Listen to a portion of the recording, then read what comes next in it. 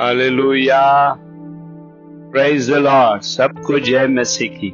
आज का वचन हम देखते हैं। यस, विचारधाराएं, सामर्थ विचारधाराओं की। यस, सामर्थ यानी सोच की। सोच एक सामर्थ है। हम जो भी सोचते हैं वैसा हमारे लिए होता है बोलकर बाइबल कहता है।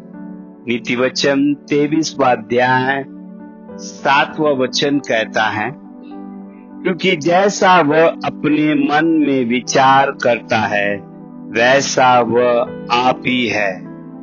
यस, जैसा हम सोचते हैं वैसा हमारे लिए होता है बोलकर बाइबल कहता है। यानी हमारे विचार, क्या हमारे विचार अच्छे हैं क्या बुरे हैं? यस, हमारे विचारधाराएं अगर बुरे आते हैं तो हमें यीशु के नाम से कैंसल करना है।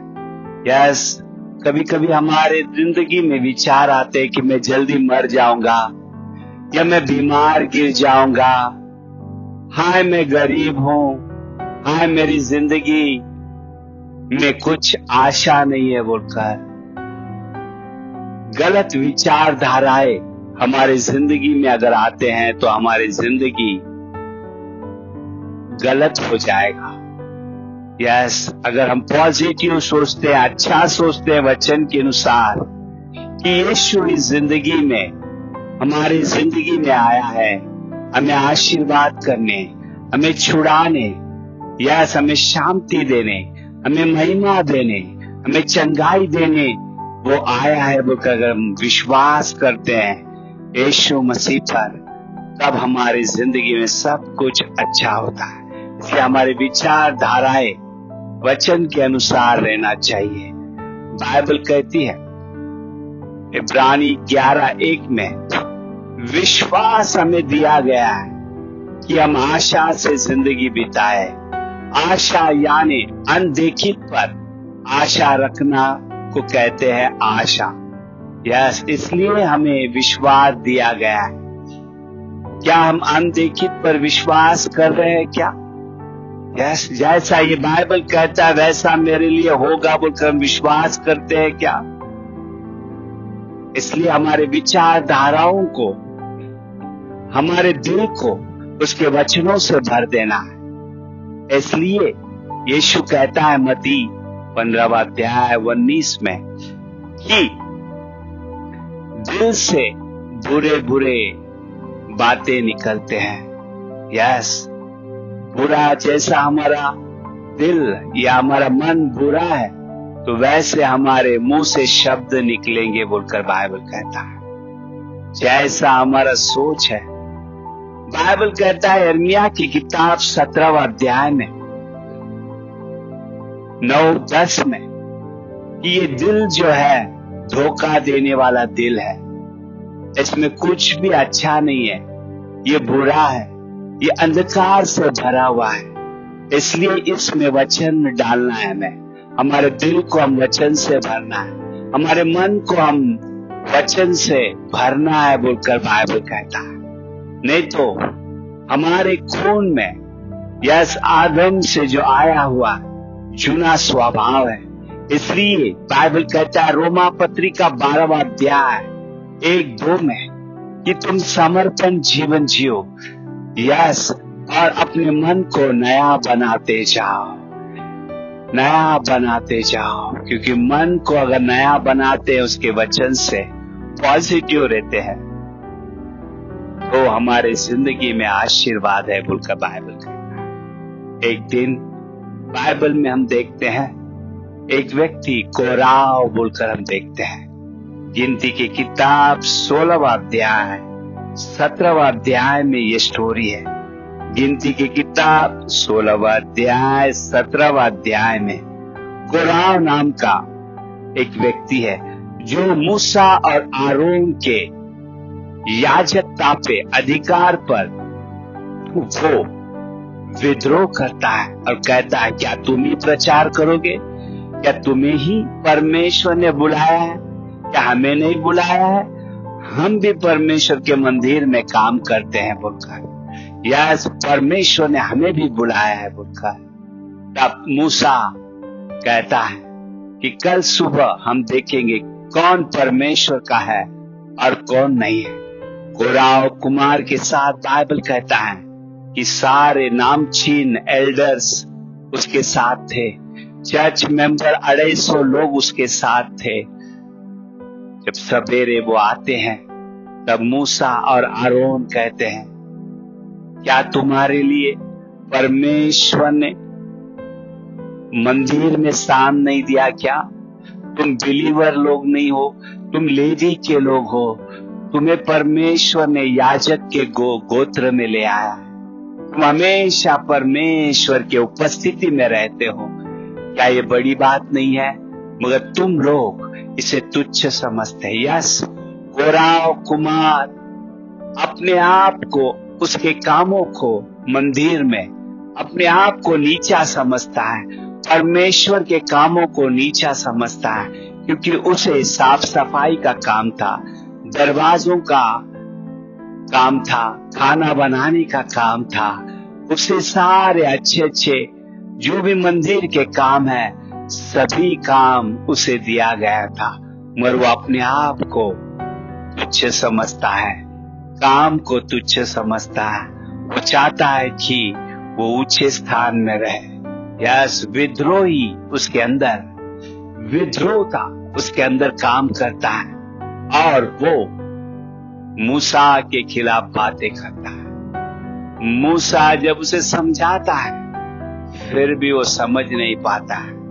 उसे तुरंत ऊंचे स्थान में काम करने के लिए वो बार बार विद्रोह करता है। तब मूसा कहता है इस्राएल लोगों से कि अगर कोराह कुमार और उसके साथ देने वाले, चुगली लगाने वाले लोग, दातान और अबीराम, यस, और कई लोग 250 लोग जो भी इसके साथ है, उसके उनके परिवार, यस, ऐसा एक घटना होगा जो अनोखा होगा।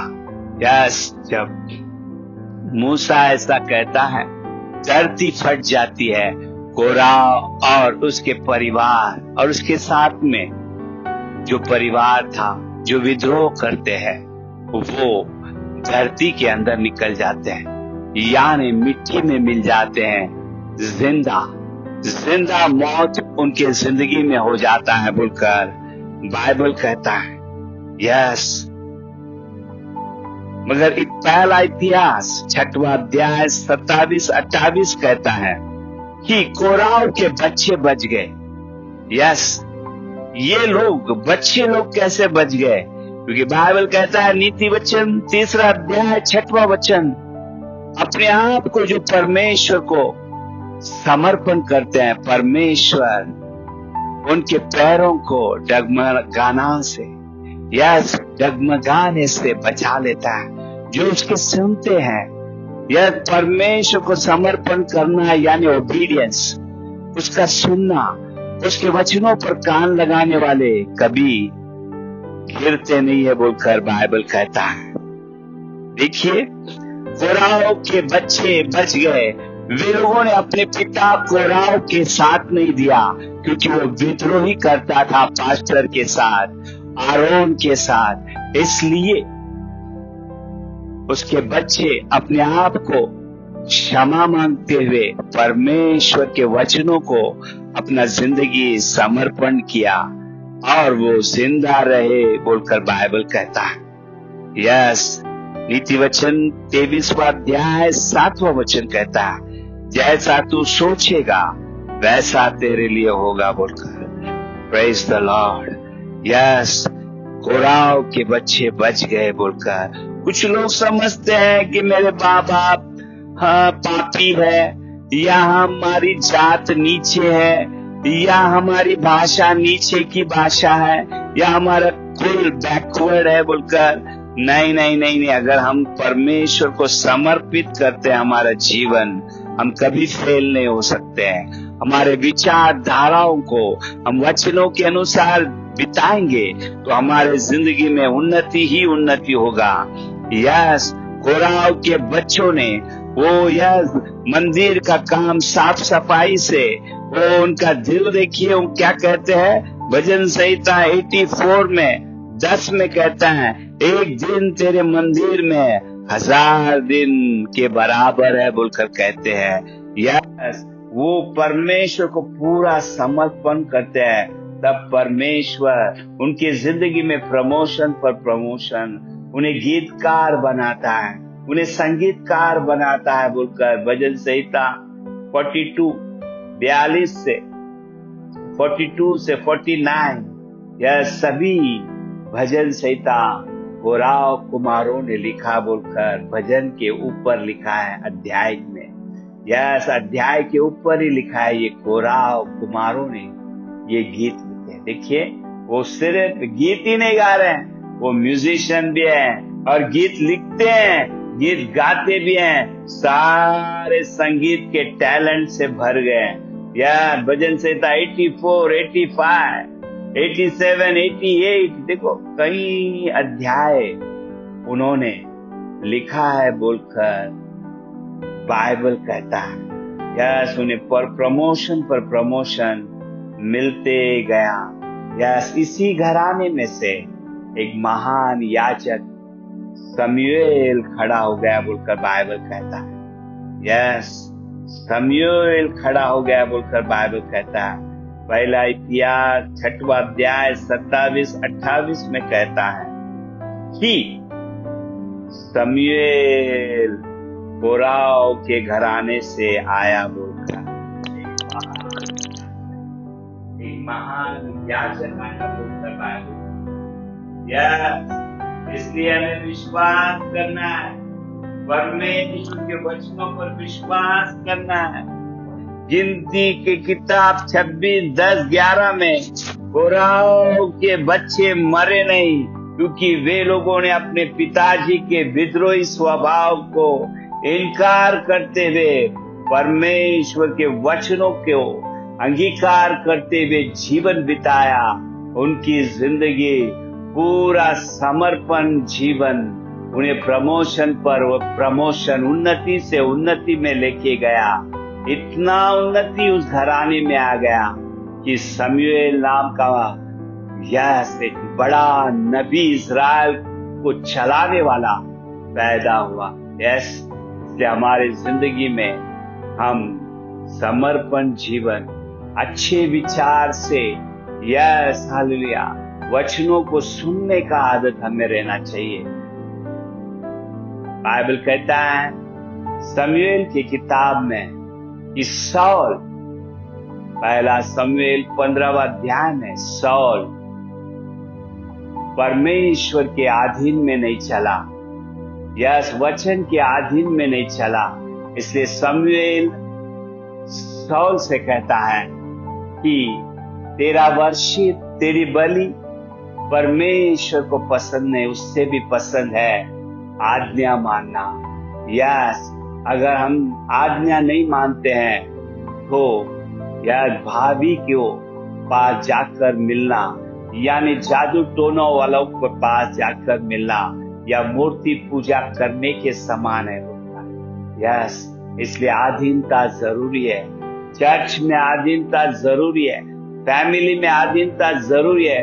विद्रोह करने से मौत आता है, विद्रोह करने से गरीबी आता है, मगर सुनने से, वचन को समर्पण करने से, सुनने से, आधीनता से चलने से ओ लंबा आयु मिलता है, चंगाई मिलता है, उन्नति मिलता है बोलकर ज्ञान बाइबल हमसे बातें कर रहे हैं। कलीसिया, इसलिए हमें अधीनता में चलना है, क्योंकि मंदिर में, उसके हुजूरी में यस लंबा आयु है, पवित्रता है, चंगाई है, छुटकारा है, आशीर्वाद है, उन्नति से उन्नति में चलाने वाला हमारा परमेश्वर है, महिमा देने वाला परमेश्वर है। इसलिए हमारे विचारधाराएं वचन के अनुसार चलना है। अगर नेगेटिव विचार आते हैं उसे यीशु के नाम से खंडित करना है, क्योंकि नेगेटिव विचारधाराएं विद्रोही विचारधाराएं हमें जिंदा गाड़ने के लिए आता है, हमें मार डालने के लिए आता है, हमें गरीबी में चलाने के लिए आता है, हमारे घर में, हमारे जिंदगी में घटना करने के लिए आता है, वो नुकसान करने, नाश करने आता है। इसलिए हमारे विचारधाराएं हमेशा पवित्र रहना चाहिए। वचन से भरा हुआ हमारा दिल और मन रहना चाहिए। धन्यवाद प्रभु, धन्यवाद तेरे ज्ञान के लिए, धन्यवाद। Thank you holy spirit. Yeshu के नाम से प्रभु तेरा चेहरा चमकने दे, तेरे वचनों से तेरी कृपा प्रभु हर एक दिल को प्रभु कवरिंग करने दे। धन्यवाद दे यीशु के नाम से मांग। आमेन, आमेन एंड आमेन।